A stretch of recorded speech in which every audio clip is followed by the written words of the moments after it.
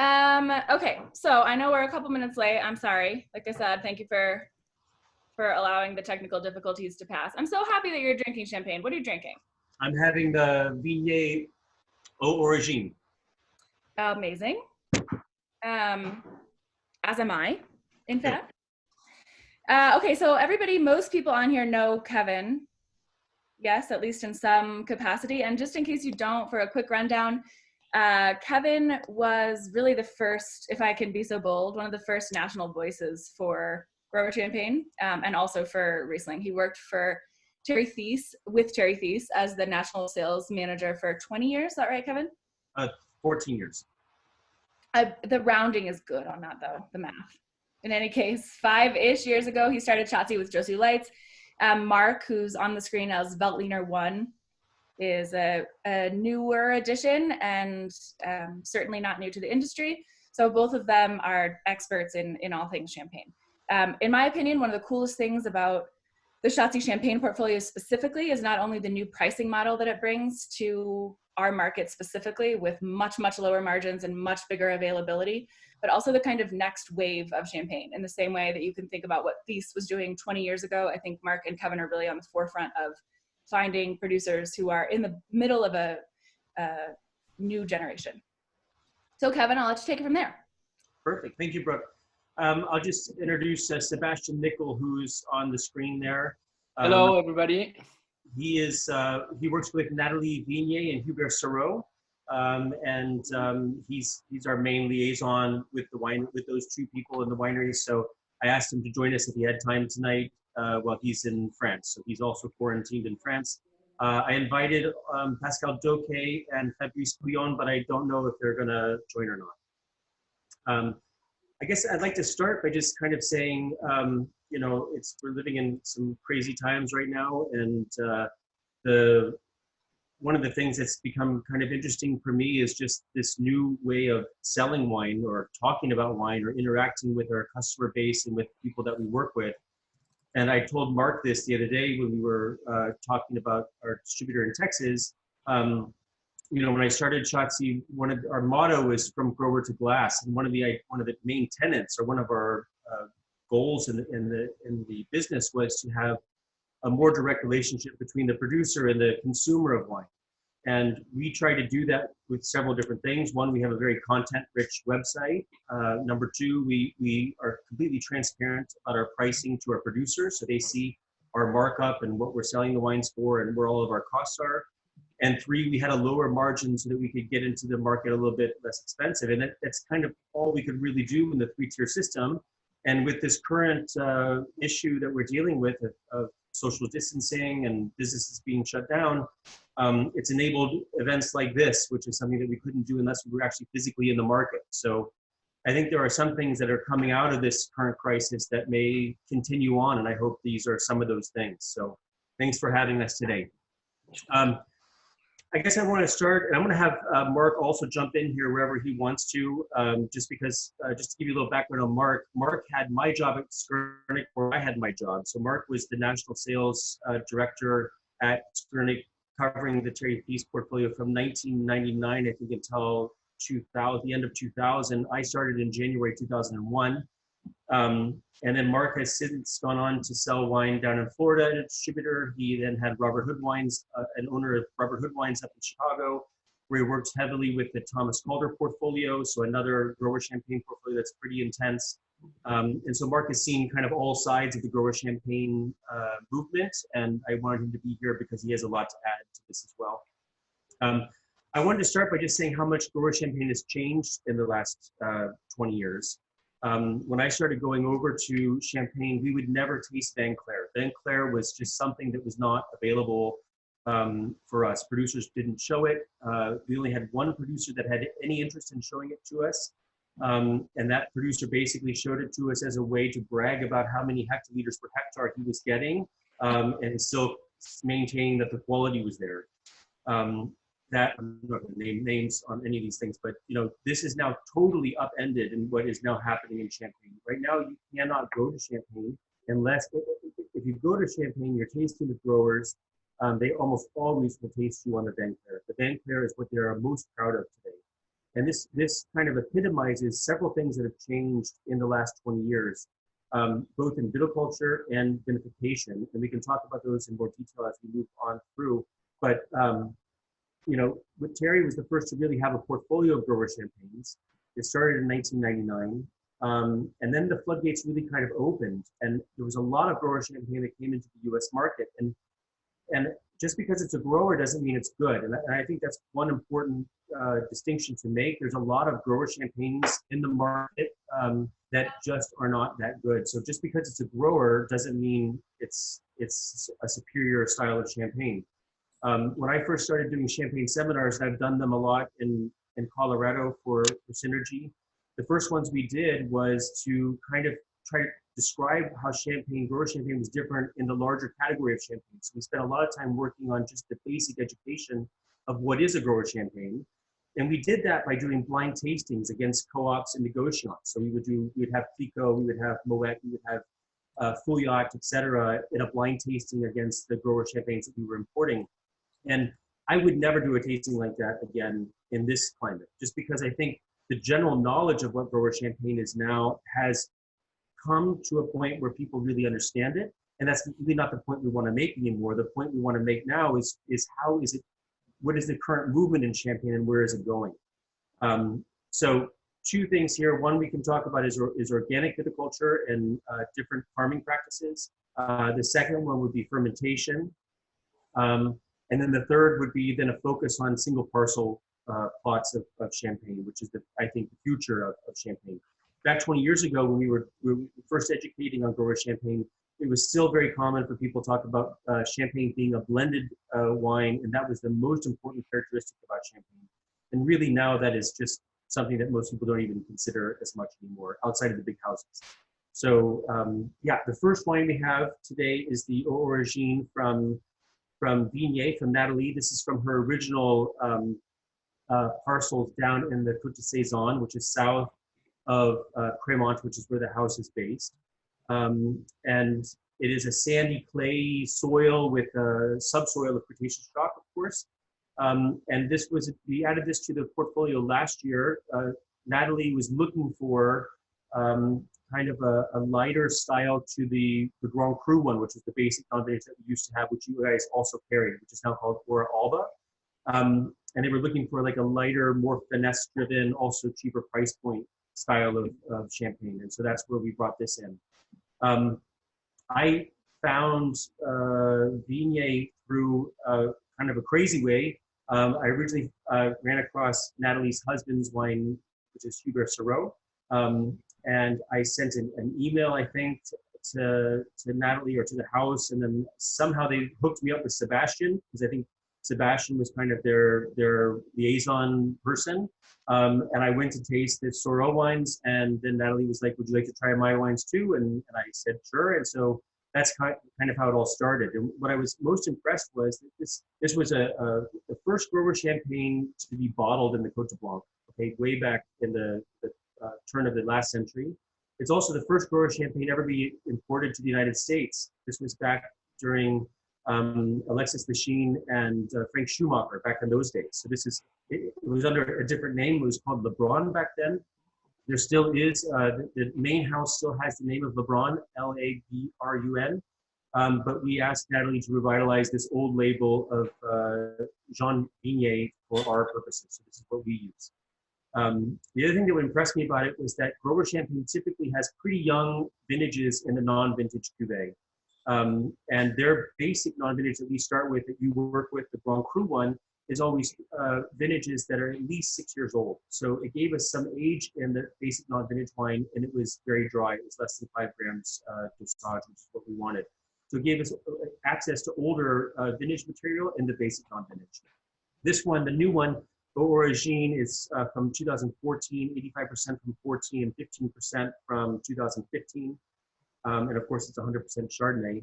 And I may have Sebastian say a few words about it if you're willing.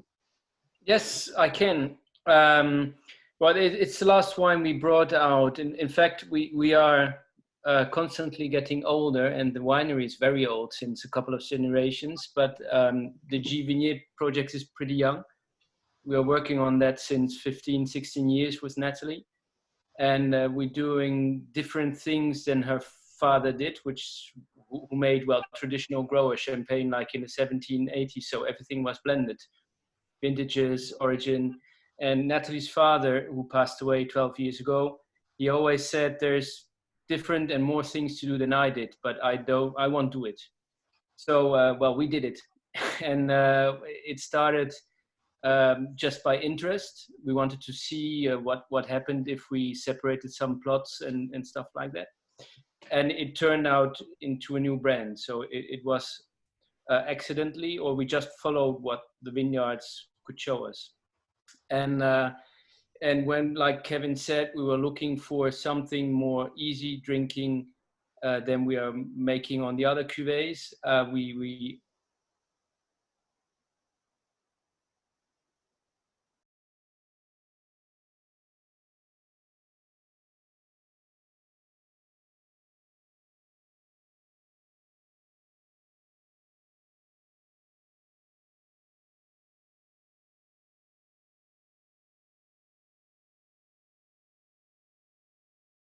took up a new cuvée and a new vineyard, because you have ideas, you have expectations, and then you have to confirm them, and not just once, but over a couple of vintages. Because, well, our idea of what makes the wine is there's three ingredients. It's the origin, it's the vintage, and it's the aging that basically makes up the style for us, because we don't do anything in the winery. We just ferment, and that's it. No wood, no anything.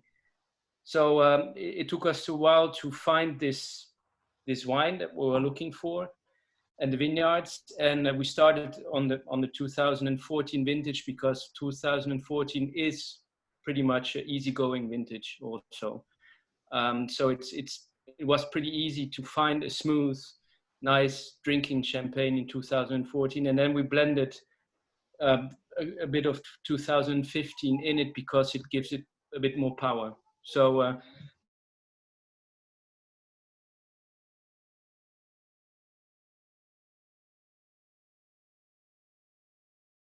we know what we knew, and we knew blending when we started on the GVNA project. So it took us some time also to get to our idea of one vineyard, one grape variety, one vintage.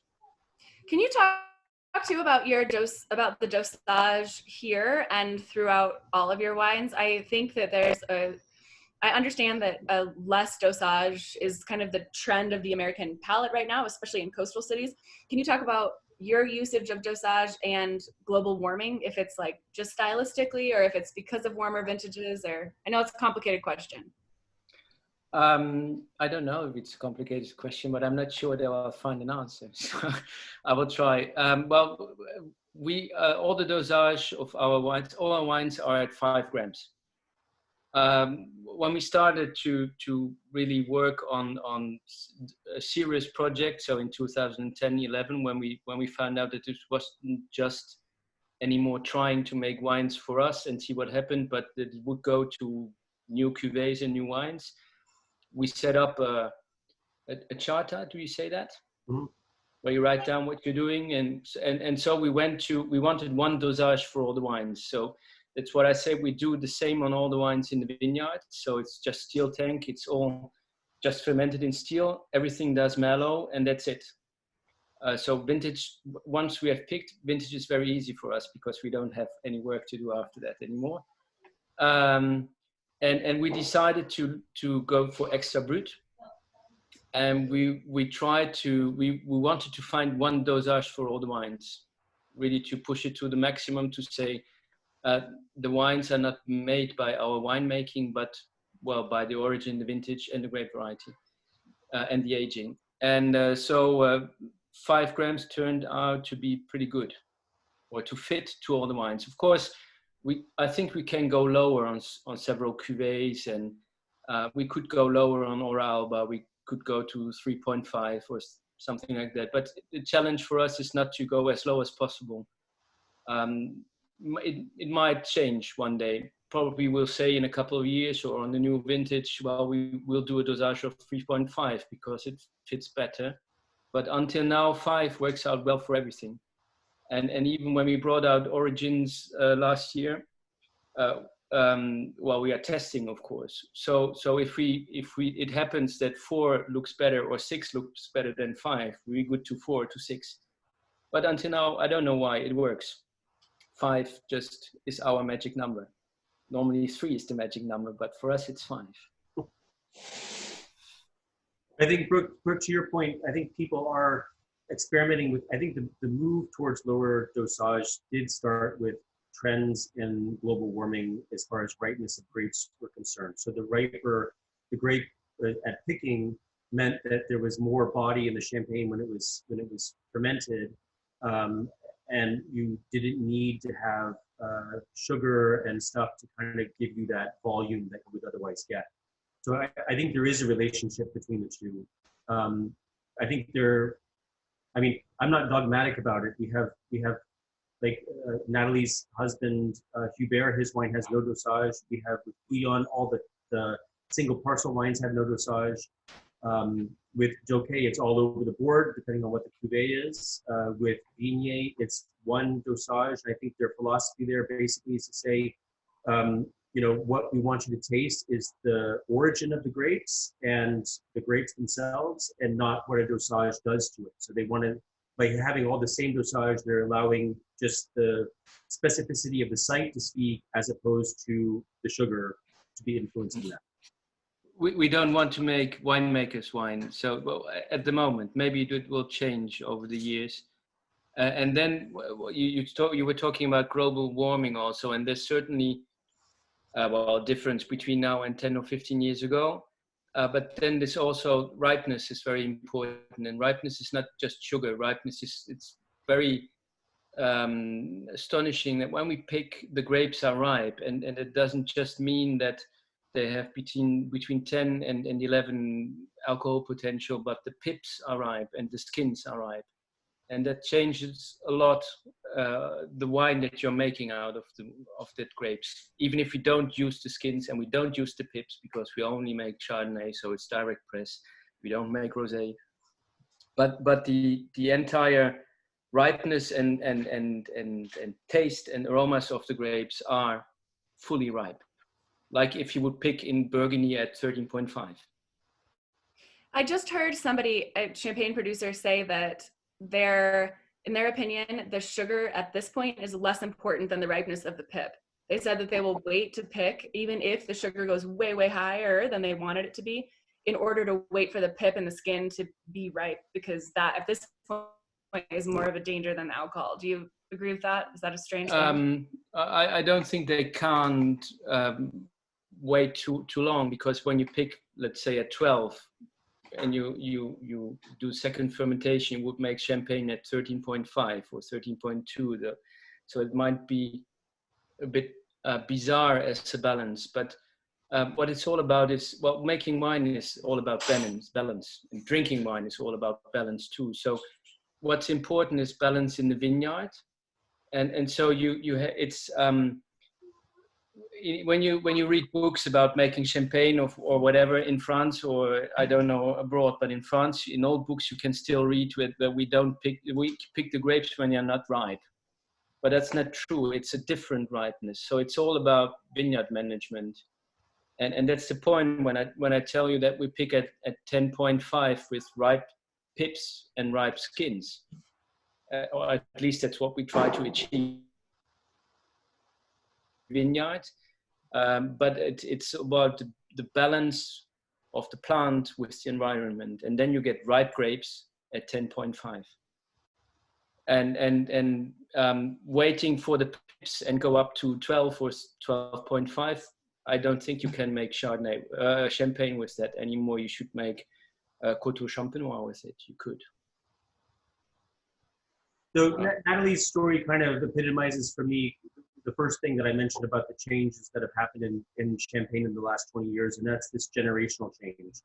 The Natalie's father basically was able to make a grower champagne business viable, but he didn't have the energy to go to the next step. And And that's where Natalie comes along as the next generation to now explore these single parcel wines that they're doing and to find the plots that work for them and to ferment them separately and make different cuvées. That to me is one of the major shifts in Champagne that's happened in the last 20 years. The second one would be farming. So let's talk about Doké now. Doké is a certified organic producer, also in the Côte de Blanc. He's in the village of Vertou, just south of where Natalie is in Cremont. He's the president of the Organic Growers Association in Champagne, so he's very active in this group. And he's working very hard to try to change how Champagne is perceived in the viticultural side. I think the wine we talked about for this was the Arpège, which is his second level up. We don't import the basic wine from him, which was called Horizon. That was a wine that was, the previous importer was Bobby Catcher. So when Bobby had Anselme Salos and he lost Salos for the US market, he picked up Doké Jean Mer, which is the name of the estate that Pascal took over. It was his father's estate. And then Pascal took it over from his father back in '95. So he had been working there for a while, but then his father retired and he took it over from him. So I think that's an important point for Synergy reps to underline. Sorry, Kevin, but if you guys really heard that Doké filled the spot of Salos for when it was first imported, just like let that sink in. Yeah. Sorry. No problem. So the Horizon that Catcher brought in is from an area of Champagne called the Côte de Pertois, which is down on the southeastern side. It's out of the Marne department altogether. It's kind of in no man's land between the Aube and the Marne department. And that wine had Pinot Noir, Chardonnay, Pinot Noir and Chardonnay in it. And because of our pricing structure, we were able to bring in the Arpège at the same price that Catcher was bringing in the Horizon. So the Arpège is all from the Côte de Blanc. It's a blend of 3 sites in Vertou, Villeneuve, and Montamain. Those are all Premier Cru sites. And so I just preferred to do that one as opposed to the Horizon. So, you know, sometimes I think we've had it's been a little bit of a challenge to relaunch this brand. It's always difficult taking over a producer from some other importer because you have to deal with their mistakes and their issues as you try to relaunch and reposition a winery in the market. And I think we've had some troubles with that. But outside of that, I think the wines, you know, they speak for themselves. I want to talk about Montamain a little bit because it's a very unique site. There's only one other grower there, which is Agripar. Okay, so Agripar in the Côte de Blanc, in my opinion, is certainly at the top of Côte de Blanc producers in Champagne. And he has a cuvée called Seven Crus, and in that is this Montamain plot. Montamain is east off the Côte de Blanc itself, so it's in the Côte de Blanc, but it's off the main hillside to the east, and it has a large amount of silex in the soil, so you get always this little bit of a smoky quality to that wine. So he does a single parcel from Montamain, a single parcel from Vertou, and a single parcel from La Menil-sur-Oger, which is from a parcel that's called Chante Alouette, which was planted in 1918, a very old, famous parcel. Much better situation than Chetillon, I might add, humbly. How come? How come why is it better situated and how is it differently situated than Chetillon? Chetillon is a pretty large parcel. It's bisected by the Route Nationale. Okay, so it really depends on what side of the road you're on as to how good that parcel is. The stuff that's to the east of the road is pretty flat and pretty boring, in my opinion, and you need to get closer to the village and to the west off the road where that parcel makes more sense. Chante Alouette is on a rolling kind of finger hill that comes off the main hills off to the west. It's in the heart of the area, and it's extremely old vines there. Again, planted over 100 years ago. So how come he doesn't make a single vineyard that's called Chante Alouette? Because it's just known that his Cours de Terroir, Les Minots Cours de Terroir is always from that single parcel. So it's always from that parcel, but he doesn't name the parcel on the label. Got it. And then can you talk about how Vertou and Villeneuve were different than Montamain and Le Menil too, while we're on the subject? So Vertu is the southernmost village in the Côte Blanc, and the soil there turns from pure Cretaceous chalk, which you would have in Cremant and Chuy and Loiret, into a little bit more of a gravelly top mixture. So this is the only village really in the Côte Blanc where you do see Pinot Noir planted. Villeneuve does have, I think Villeneuve is more on the Chardonnay side. It's a little bit, again, off to the east of the main Côte, so it's a little bit flatter area, but it's still primarily Cretaceous chalk, where Vertu is a complete mixture. So Doquet's Pinot Noir, his rosé, for example, the Pinot Noir is grown down in Vertu.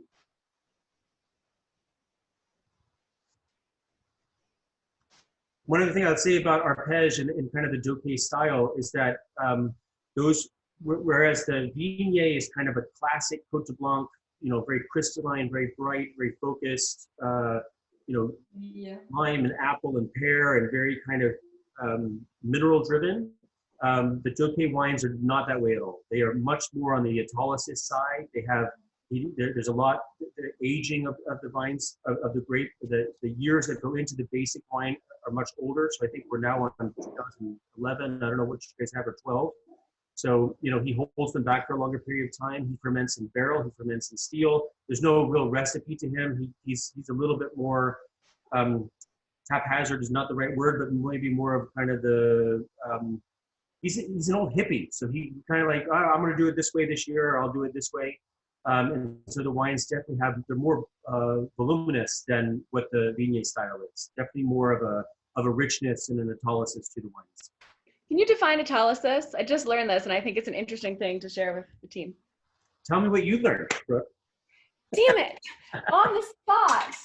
Okay, according to my research, autolysis is the process of something converting into something else, particularly as it relates to richer, like oxidative isn't the right word, but to a more mature fruit flavor.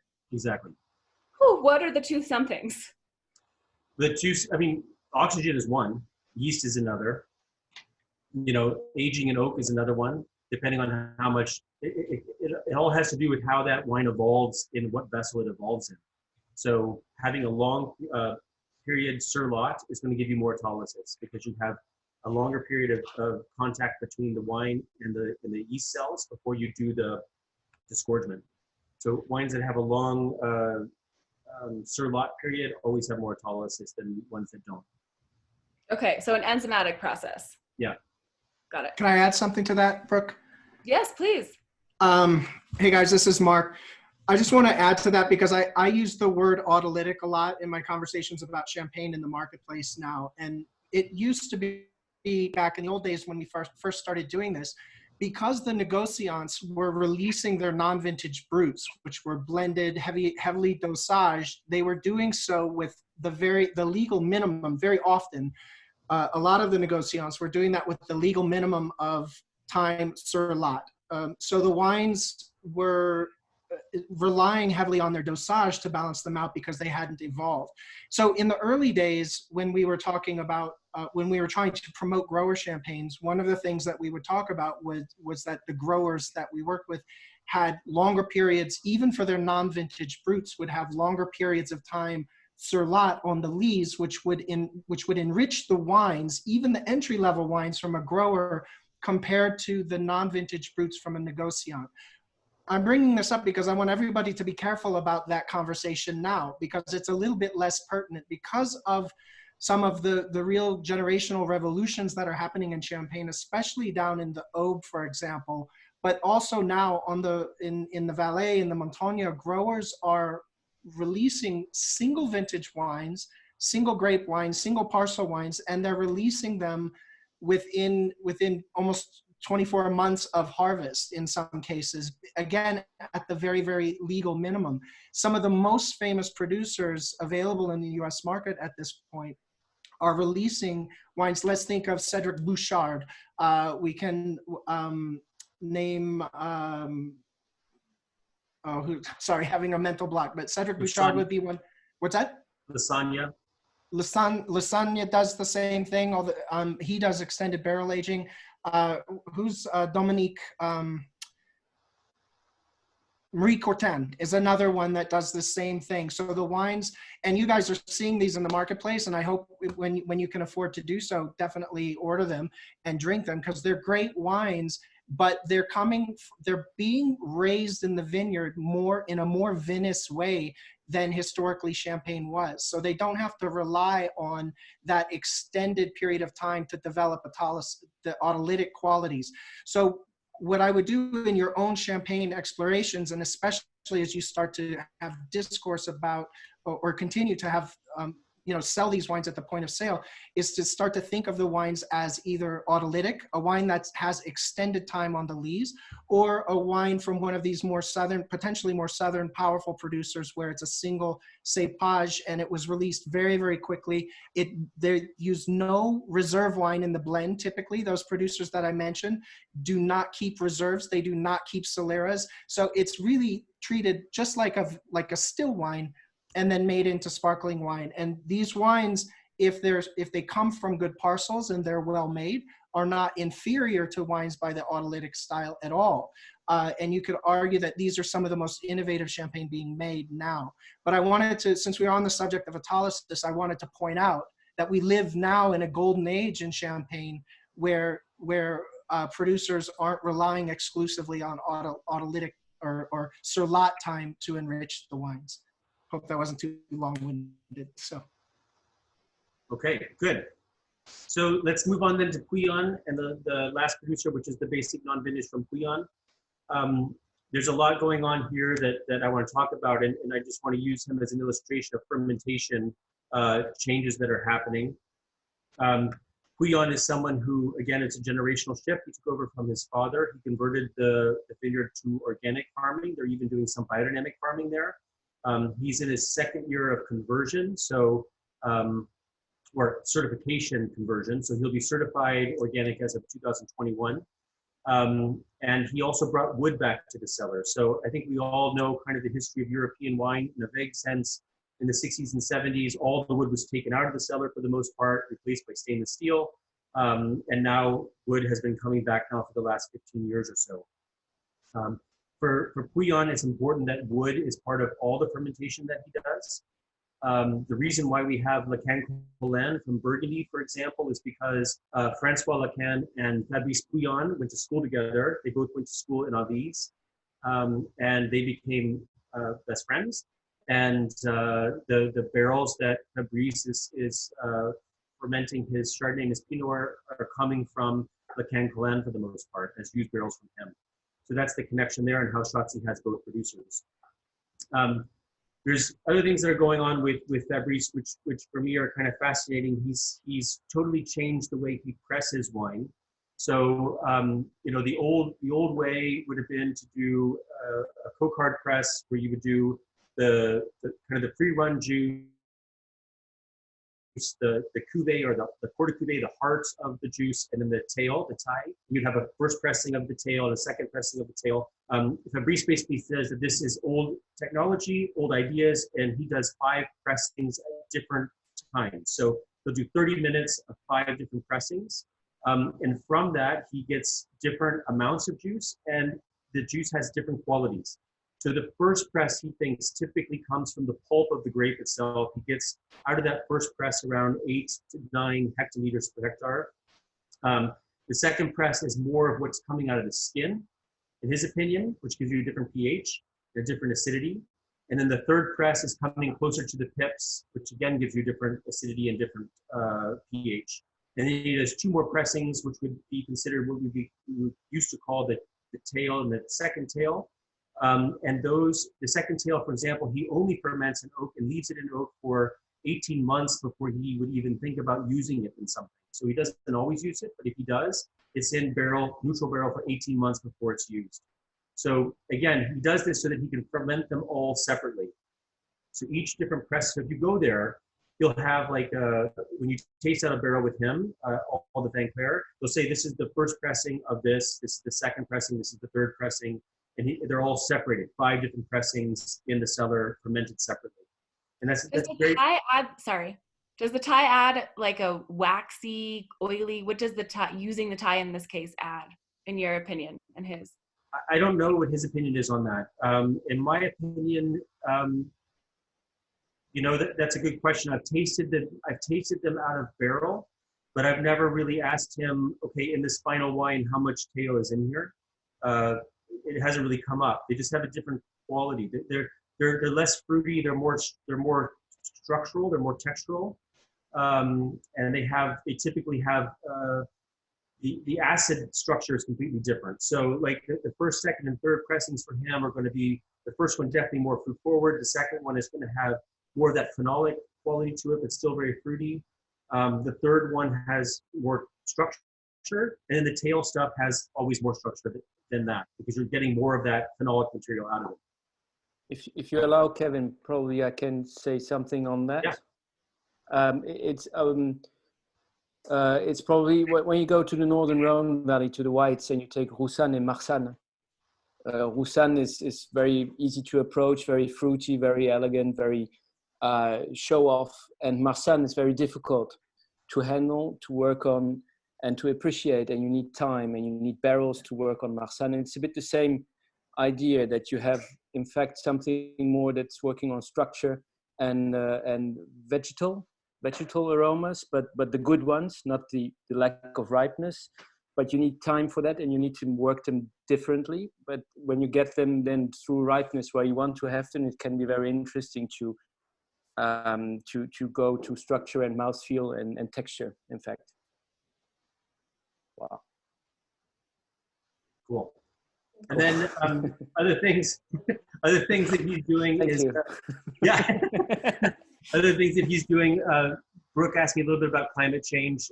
He's part of a group of growers, of 30 to 40 growers that are doing experimentation of grapes with their grapes in their vineyard. So they're looking for the oldest vines that they have to see if that clonal material has a better heat resistance that other grapes do.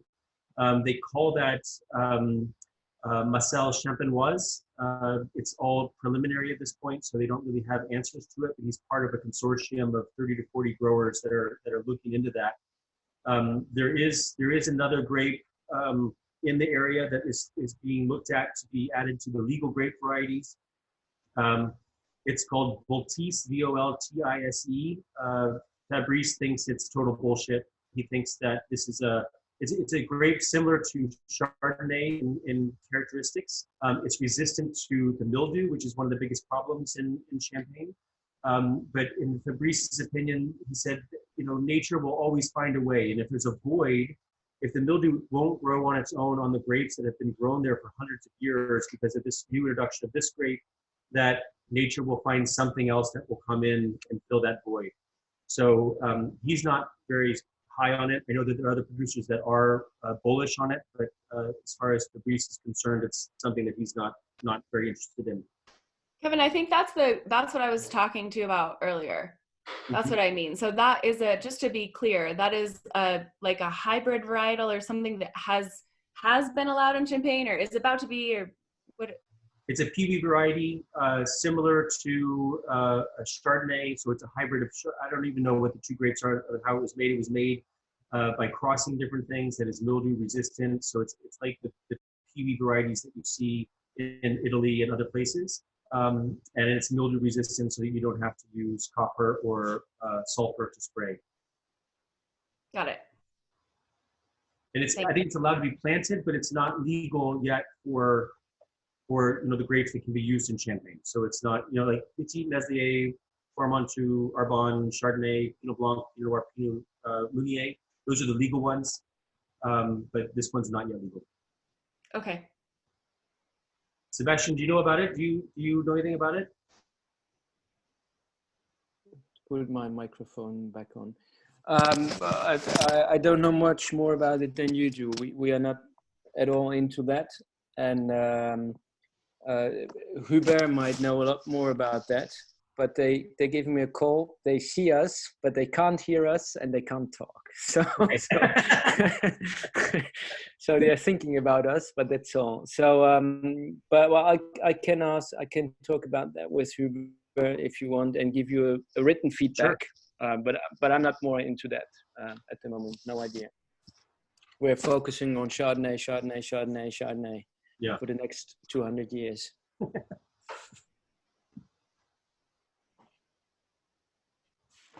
What else would you like to talk about?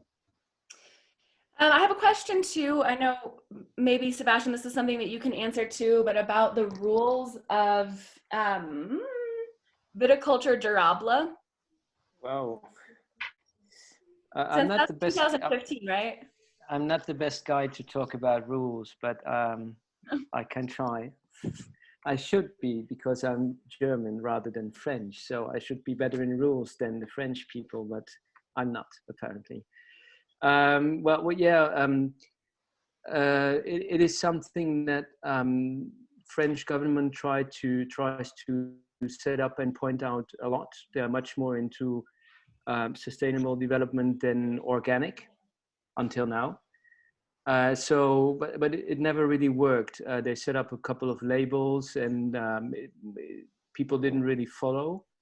But there's something where Champagne region pushes a lot, which is HVE, so high environmental value, haute valeur environnementale.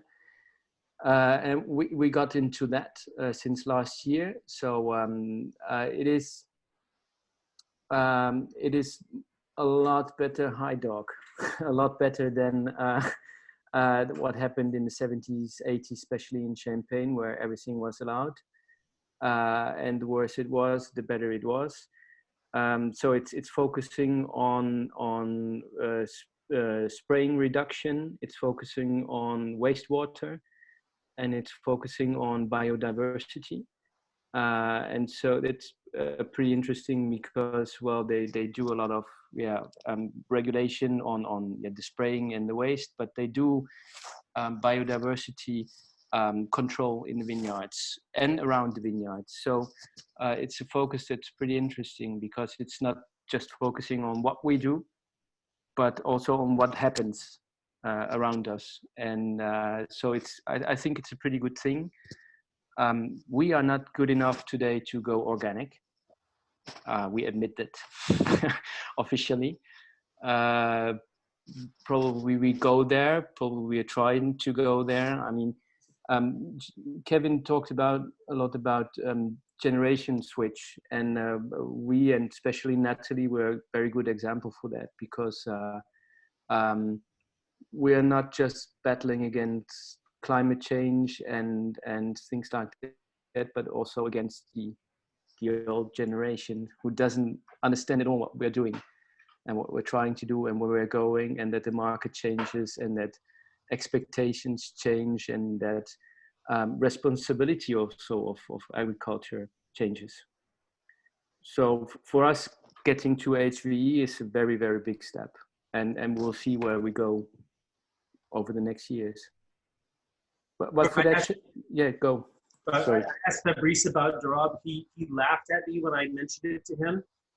He said that it's a very loose certification that almost anyone can get. They still allow sprayings that would otherwise not be considered correct in like pesticides, for example, are allowed.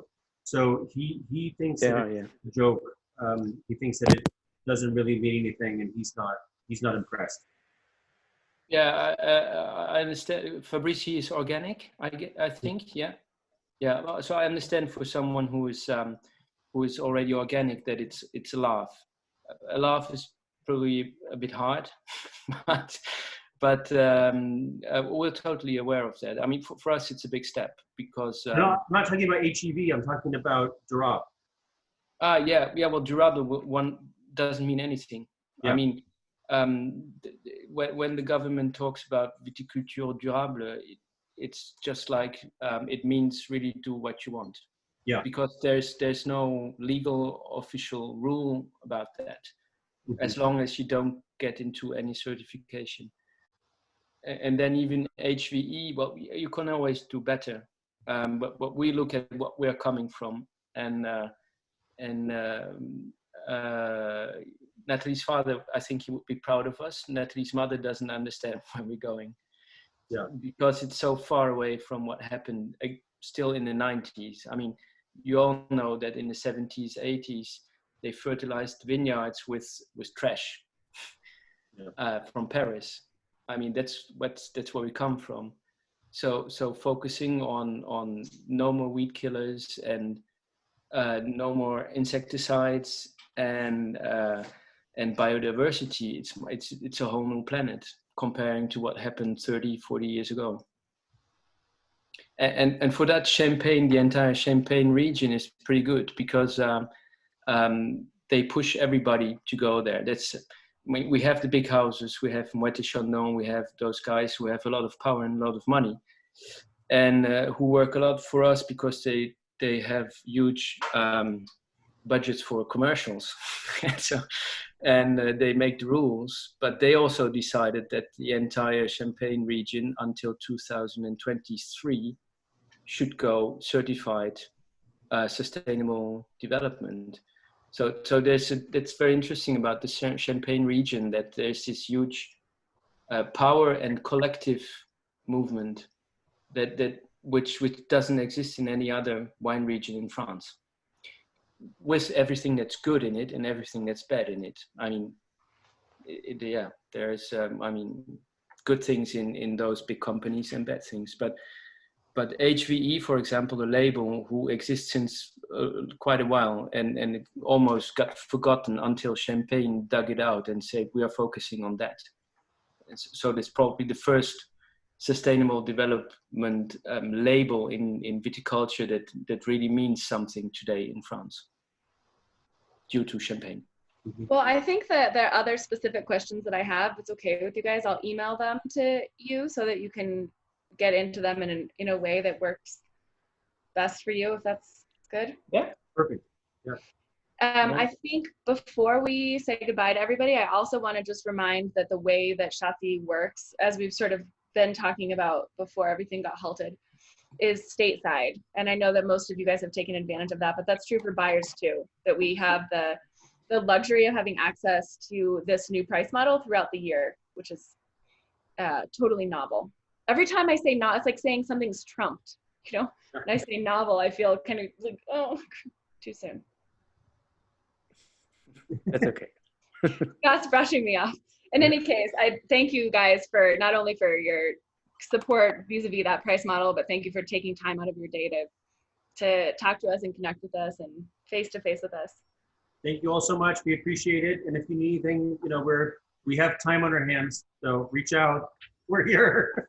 And use the Chatzi website too for everybody who's on it, because it really is, like you said, it's a huge, huge resource. If you're interested in getting into the dosage of each cru, of each cuvee, and into the soil type, into even the atmospheric pressure, most of that information is on their website. Yeah. Cool. Well, thanks for including us, Brooke. I think we'll be back next week. Mark's going to do something on German red wines, right? Yep. Good. Thank you for everything. Thank you. Thank you, Sebastian. Thank you, Mark. Thank you for having me. And hello and goodbye, Mark. I didn't even say hello. Sorry. See you later. Bye, Sebastian. Thanks for coming. All right. Take care of yourself, everybody. Ciao. Cheers, everyone. Bye-bye. Thank you. Thank you. Thank you. Merci. Merci, au revoir.